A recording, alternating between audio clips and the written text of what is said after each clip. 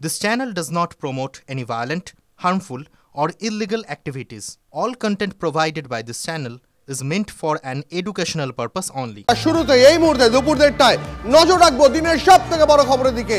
কোলিয়ারিতে বিস্ফোরণ, খয়রাশোলে 5 জন শ্রমিকের মৃত্যুর আশঙ্কা, আহত বেশ কয়েকজন। খয়রাশোলের লোকপুরের ভাদুলিয়ায় কোলিয়ারিতে কয়লা ভাঙতে গিয়ে বিস্ফোরণের ঘটনা। সরকারি খাদানে বেআইনিভাবে কয়লা তোলা হচ্ছিল কিনা তা খতিয়ে দেখছে পুলিশ। এই মুহূর্তে ঘটনাস্থল থেকে চম্পট দিয়েছেন কোলিয়ারির আধিকারিকরা। Fair and bright night and day cream, ত্বক থাকবে ব্রাইট সারাদিন, পলিউশন ফ্রি, ঠিক যেন রাতের ফোঁটা সাদা ফুল। সারাদিন হ্যাপি ব্রাইট স্কিন।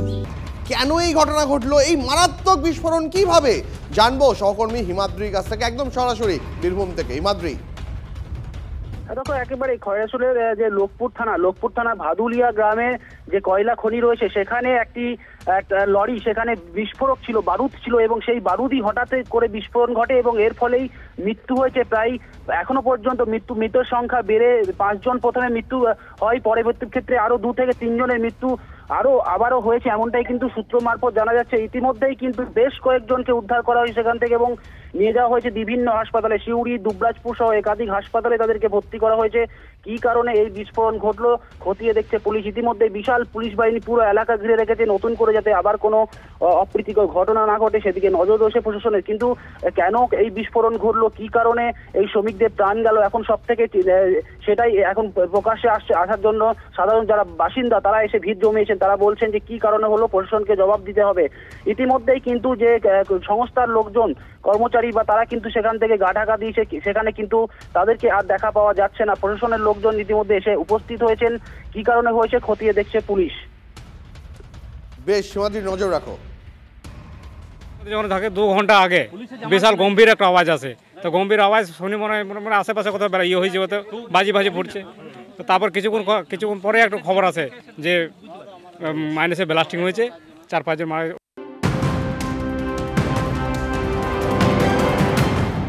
নজর রাখবো এই মুহূর্তে একটি ব্রেকিং নিউজের দিকে। আরজিকর আর্থিক দুর্নীতি মামলায় আশিস পান্ডেকে ফের আদালতে পেশ।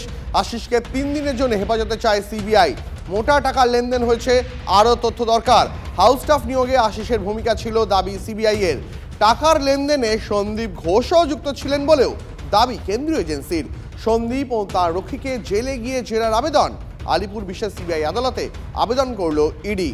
এই মুহূর্তের ব্রেকিং নিউজ আপনাদের জানিয়ে রাখি, আশিসকে 3 দিনের জন্য হেফাজতে চাইল সিবিআই। মোটা টাকা লেনদেন হয়েছে, আরও তথ্যের দরকার। হাউস স্টাফ নিয়োগে আশিসের ভূমিকা ছিল দাবি করছে সিবিআই। টাকার লেনদেনে সন্দীপ ঘোষ যুক্ত ছিলেন বলে দাবি করেছে কেন্দ্রীয় এজেন্সি। সন্দীপ এবং তাঁর রক্ষীকে জেলে গিয়ে জেরার আবেদন।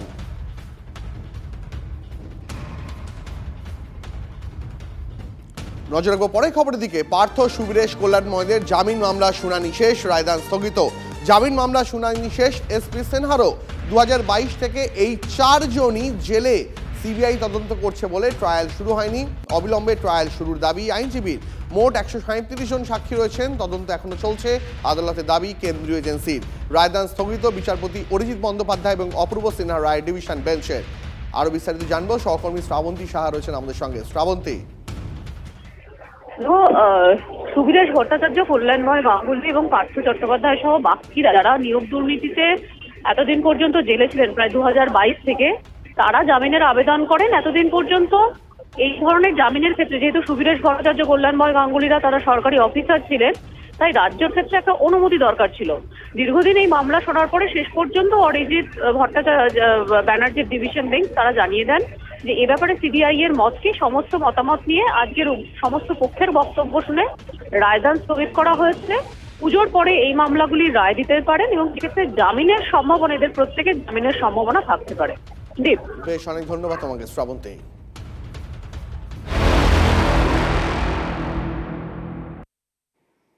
আর এদিকে কল্যাণী জেএনএম হাসপাতালে কুলতলি তিলোত্তমার ময়নাতদন্ত। পোস্টমর্টমে এইমসের 3 জন সদস্য, এদের মধ্যে 1 জন বিশেষজ্ঞ এবং 2 জন বিভাগীয় প্রধান। কাঁটাপুকুর মর্গ থেকে দেহ ইতিমধ্যে কল্যাণী জেএনএম হাসপাতালে নিয়ে যাওয়া হয়েছে। সেই খবর প্রথম আপনাদের জানায় টিভি9 বাংলায়। জেএনএম এ চলছে ময়নাতদন্ত। হাইকোর্টের নির্দেশে চলছে ময়নাতদন্ত। ভার্চুয়ালি এই ময়নাতদন্ত দেখার অনুমতি দেওয়া হয়েছে পরিবারকে। আরো বিস্তারিত জানবো, সহকর্মী মহাদেব রয়েছেন আমাদের সঙ্গে। মহাদেব, একদমই, দেখো ময়নাতদন্ত প্রায় শেষ পর্যায়ে। এইমসের যে সকল বিশেষজ্ঞরা রয়েছেন, সদস্য প্রতিনিধি তারা আসেন, এসে থেকে তারা কল্যাণী জেনে পুলিশ মর্গে আসেন এবং ময়নাতদন্ত শুরু হয়। বেশ কিছুটা সময় লাগে যদিও, কারণ যে সকল পদ্ধতি রয়েছে সে সকল পদ্ধতি মেনেই কিন্তু ময়নাতদন্তের কাজে হাতে হয় এবং তারপর মৃতদেহ নিয়ে যাওয়া হয় মর্গের ভেতরে এবং সেখান থেকে কিন্তু ময়নাতদন্ত শুরু হয়। এখনো পর্যন্ত কিন্তু ময়নাতদন্ত প্রক্রিয়া প্রায় শেষের দিকেই চলছে। আর কিছু মুহূর্ত পরে কিন্তু ময়নাতদন্ত করার পর বেরিয়ে যাবে। কিন্তু দেখো, এইমসের যে 3 বিশেষজ্ঞ এসেছিলেন তার মধ্যে ছিলেন একজন ময়নাতদন্ত বিশেষজ্ঞ, পাশাপাশি চিকিৎসক তাদের প্রধান, এবং বিশেষ ভিডিও ব্যবস্থা করা হয়েছে। পাশাপাশি কিন্তু ভার্চুয়াল বিষয়টিও কিন্তু গুরুত্ব দেওয়া হয়েছে এবং নির্যাতিত পরিবারের সদস্যদের পুলিশের পক্ষ থেকে নিয়ে আসা হয়েছে এখানে। এবং ময়নাতদন্ত করার সময় থাকছেন এসিডিএম অর্থাৎ বিচারপতি তিনি রয়েছেন। পাশাপাশি কিন্তু বলা যেতে পারে যে বিজেপি নেতৃত্ব অর্থাৎ বিধায়ক, কল্যাণীর যে বিধায়ক, তিনি ঘটনাস্থলে এসেছেন এবং তিনি রয়েছেন এবং বিভিন্ন রাজনৈতিক সংগঠনের পক্ষ থেকে এই বিষয়ে প্রতিবাদ। বুঝতে পেরেছি মহোদয়, আপাতত অনেক ধন্যবাদ তোমাকে। নজর রাখো পরিস্থিতির ওপর।